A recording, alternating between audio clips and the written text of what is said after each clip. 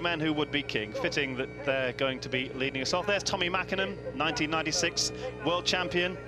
Doesn't do very well here on the RAC. Best finish is 8th. That was 5 years ago. He's 10 points clear, so remember, he only needs to finish in the first 6 to score 1 point, and he will be world champion. Colin McRae with the sound of Martin Hewins, his regular bagpiper in the background. 1995 world champion. He's won the RAC twice. He's won 4 events on the World Championship this year, but he's also had 6 retirements. Having a word with Tommy, obviously a bit of banter before they start, and he's also had 6 retirements. So here we go. We will see in a moment the red light come on, and then when it goes off, which will be within 2 to 4 seconds, they'll be off. Wait for the light to go out. Here they go. So it's Mäkinen in lane 1, the longer outside legs, and we'll see McRae looking like he's getting ahead. He's going to come down to the jump. McRae will jump just before Mäkinen splashes. And this is spectacular from McRae on the very inside. First gear hairpin, Mäkinen slightly longer round the outside. That's second gear probably. Now they look like they're neck and neck, but McRae's about to go over a bridge as Tommy Mäkinen goes under the bridge.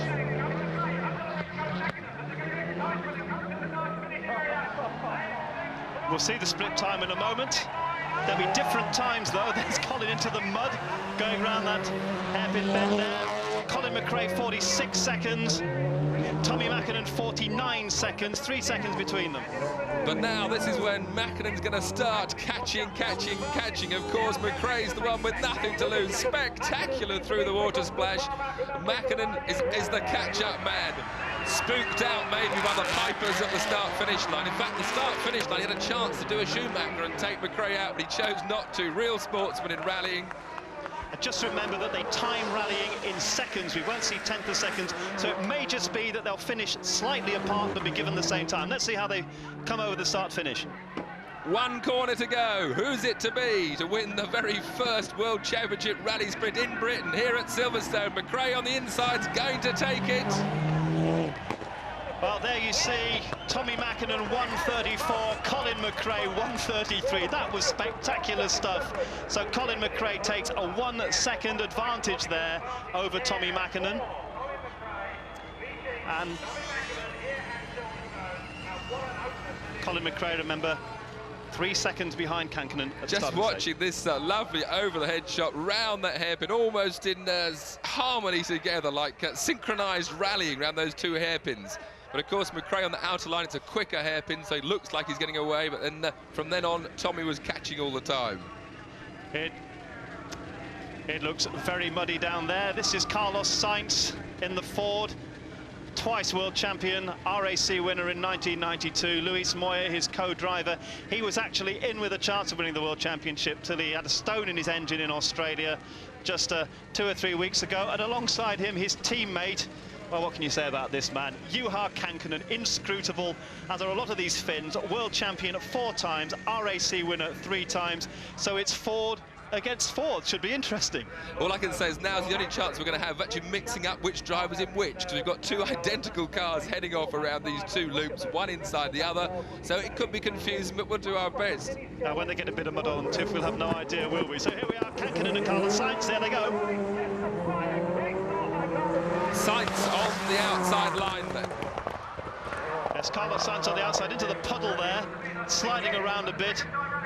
Känkkönen just looks so effortless. Through the splash for Carlos. Känkkönen, of course, the man who's won this rally twice before. It's one of his favourite rallies. He's going to be leading the Ford's team in the 1998. Sainz moving on. Yes, Carlos Sainz is going to drive for Toyota next year, and they're calling the pace notes in there, Juha Repo and Juha Känkkönen, and they call them in English. 2 Finns, but they call them in English because Juha's always done it that way. So Känkönen's going to come round looking like he's in the lead, power sliding. Always the Ford Escort looks neat. The Subarus are very, very sideways, oversteering cars. Känkkönen split is 46 seconds. That's exactly the same as Colin and indeed, Carlos, 49 Carlos Sainz, the same as Mäkinen. So identical times as we've seen in that opening round. Well, we did say it was going to be close. If that matches up at the end, there'll be no more than a second between the 2 of them. All sights very neat around that incredibly tight first gear here, but now here comes catch-up time. Kankkunen takes this long loop that takes him power sliding to go underneath the bridge. Remember, Colin McRae, 1 minute 33, Tommy Mäkinen, 1 minute 34. Those are the times they're looking to beat. I think it's the inside line's going to win again. It's going to be 2 victories from lane 1. We don't know why that is, but it is. And it's exactly identical. Well, there you are. Juha Kankkunen, 1 minute 33. Carlos Sainz, 1 minute 34. And that's exactly the same as it was for the first 2 on the first round, which just goes to show how close these drivers are around this Super Special. I should have said 2 wins from lane 2. So lane 2's our favourite lane so far. It's had 2 victories, and we're going to continue this theme. Richard Burns in the Mitsubishi Charisma with co-driver Robert Reid. British champion 1993. He's driven several of the World Championship rounds. He was 2nd in Safari to Colin McRae, 4th in Greece and in Indonesia and in Australia. Should be driving all 14 rounds next year. And there's Didier Auriol, ex-world champion, won it on the RAC in '94 with Denis Giraudet, his co-driver. He started the season with Armin Schwartz, but is now with Auriol. Auriol in the Toyota. Richard Burns on the right of your screen. Now on the left of your screen, in the Mitsubishi. Here they go. So Richard Burns in the least favoured lane 1, the outside lane to start off with. And I think a lot of people would love to see Richard Burns get right up the top in this rally. Maybe not win it this time, make his first World Championship win, because that would spoil Colin's party. But Richard Burns, of course, local to Silverstone, so he's bringing a lot of friends here watching him around this spectacular Super Special stage. Probably been overlooked as Richard with all Colin's success, but he's right at the very top end of world rallying, and if he can drive for all 14 rounds next year, then who knows. Ideal teammate over, and there's Richard Burns going under the bridge. Didier Auriol, of course, using this new, almost like a Formula 1 gear change they've got in this Toyota. It's just, oh, he's out wide on McRae's mud. We'll call the outside of that corner. Whilst Burnsy, there he is, he's got to catch up the inside. As I said, Auriol using this almost electronic gear shift, exactly the same times for those 2 lanes as we've seen on the opening runs. These top drivers, of course, you'd expect them to be this close. But through the splash, I think Burnsy's closer than anybody's ever been. I think this could be the first win for lane 1 as Richard Burns swings the Mitsubishi into that tightest of hairpins. No, he's got a bit wide. I remember the time we're looking for, 1 minute 33, the quickest, Colin McRae and Juha Kankkunen.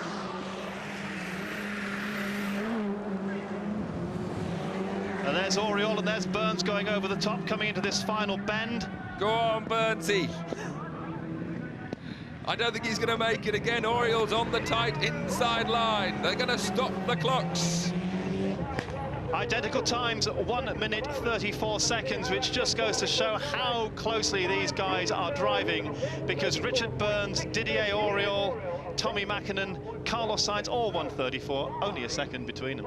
Just to explain, of course, you're all going to say, but Auriol finished first there, but he did, but it was less than a second between the 2, because in rallying, it's all done by complete seconds. So Auriol did win, but not by that much. Here we see the 2 splashing round in the background. This is Richard Burns going wide. That was starting the 2nd lap.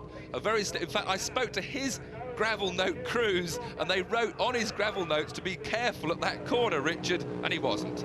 Next event. Just to say that rallying will be timed to tenths of seconds next year. There's Marcus Gronholm, the Finnish champion. And then ex-Flying Finn, who knows, he's driving the Toyota. And there's Piero Liati, probably the best tarmac driver in the world at the moment, with the lovely Fabrizio Pons as his co-driver. And Liati is going to be driving all 14 rounds in the blue Subaru and the World Championship next year. So Liati in the blue Subaru, Gronholm, the Finn, in the Toyota, the multicoloured Toyota. And there they go.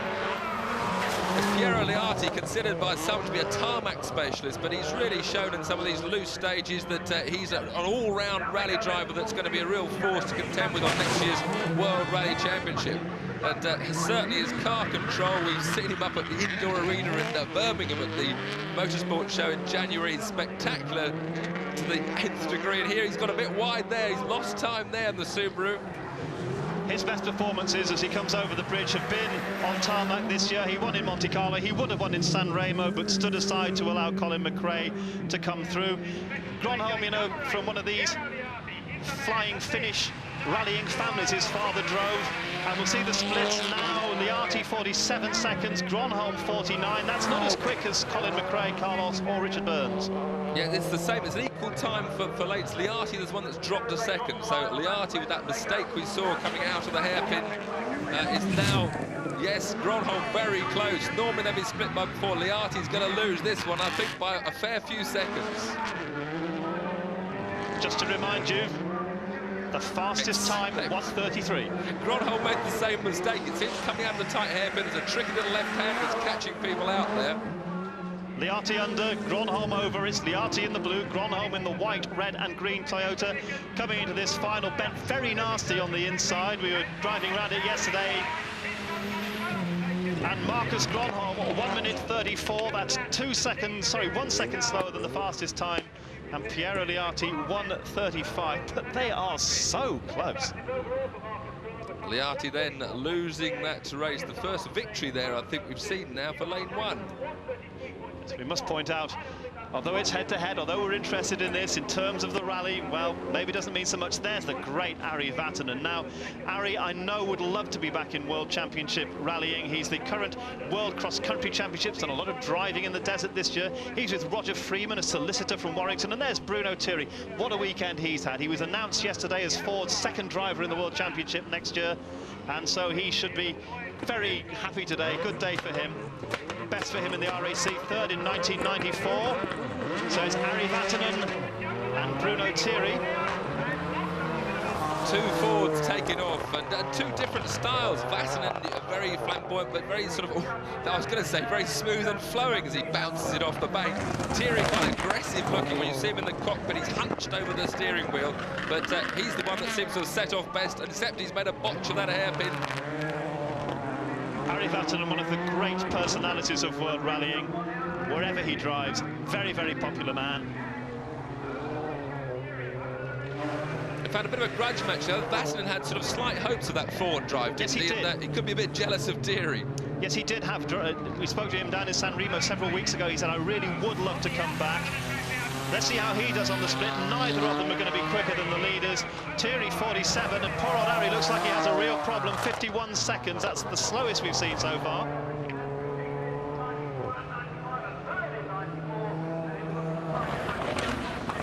Thierry goes through the water splash. Ari goes over the jump. Vatanen catching up quite well. He was catching up quite well until, again, that very tight first in hairpin caught him out. And that's going to cost him 2 or 3 seconds. Just shows the top drivers took it so smoothly. Somebody as experienced as Vatanen sliding all over the place. 1:33, remember the time they're aiming for. I don't think either of them are going to beat that. It's the fastest time. Vatanen takes that very wide into the mud. 1:37 for Thierry, 1:38 for Vatanen. That was a good example there, a rally driver that can't be a racing driver. Ari saw the finish line and he was lured into that last corner by Thierry being ahead of him. He wanted to win so badly. Here we must see the mistake that Vatanen made. I think at this stage he was almost ahead of the game, but he just slides wide there, gets stuck in the sludge on the outside of the corner, and look how that's bogged him down. He almost made it all up again and then made another mistake on the last corner. Great stuff. So the next pair, Kamioka of Japan and Kevin Gormley, very interesting pair. This second on the RAC last year. Kamioka, Japanese, doesn't speak a word of English. Kevin Gormley, English, doesn't speak a word of Japanese, so how they communicate, goodness only knows. And the Belgian pairing of Grégoire de Mévius and Jean-Marc Fortin, World Group N champion 1991 and 92, knows Britain, drove the 1995 championship here in a Nissan. So the Belgian, Grégoire de Mévius, and the Japanese, Masao Kamioka, second here last year. And de Mévius has sprinted out of lane 2. He's really going for a flyer, leaping over the crest. Now here's that tricky hairpin, beautifully done. That's the way. You've got to keep the nose of the car right into the apex, round the bank on the inside of that corner. De Mévius, fourth in Portugal, seventh in Acropolis. Car prepared over here by Mike Little. And there's Kamioka under the bridge. They asked him last year, you know, is everything okay? He said yes. And they said, how are you finding the language difference? And he said, yes. There's a split to Mevius 46. Now that's as quick as we've seen anyone around here today. And Kamioka 52, which is as slow as we've seen anybody around here. Yeah, Mevius is really beautifully controlled around that tight hairpin, and he's right on Colin McRae's pace. A driver with a lot of experience. He's done a lot of Formula 2 driving with the front-wheel drive cars. Again, they see how he's kept the nose in very neatly to get the traction. He doesn't go out wide into the sludge as Kamioka does yet again. And this is going to be a big win for Mevius and a very impressive time. I can see this equaling the McRae-Mäkinen time. 1 minute 33 seconds, that's the benchmark for one of these very good Belgian rally drivers. And coming around that final tight hairpin.